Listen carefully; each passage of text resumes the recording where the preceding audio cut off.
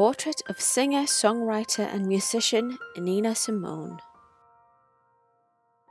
Usually I start my portraits by sketching out the head shape. As Nina's head is seen slightly from below, I needed a bit more help to get it right. Adding a box around the head makes it easier to capture the angle, lines and the volume correctly. As per usual, I start with the darkest colour in my colour palette, as I always feel this gives me the best base for my images. In this case, I'm also adding contours to the dark layer, but they will be removed further into the process. This image is actually using the same colour palette as the Star Wars portraits I've painted earlier, though in order to capture Nina's skin tone, I'm using different quantities of each colour, and I've even removed the light yellow altogether.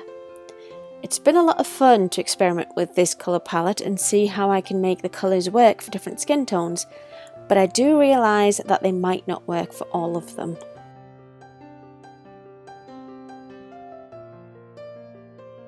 As per usual, I keep reflecting my reference image and the canvas in order to spot mistakes, as it lets me see the image in a new light.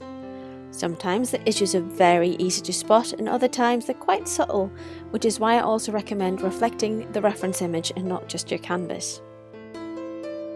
While Procreate has an option to view a reference image in a smaller window in the app, I rarely use this feature because it doesn't allow me to reflect both the canvas and the reference image.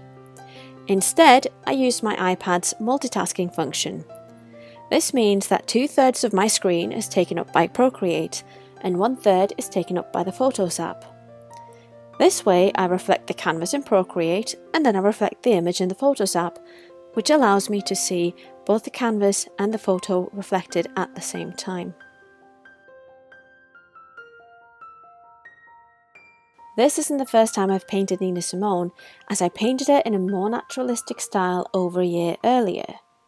It's really fun to see how my style and use of colour has changed between the two images. I've linked the process video of that portrait in the card above and in the description box below.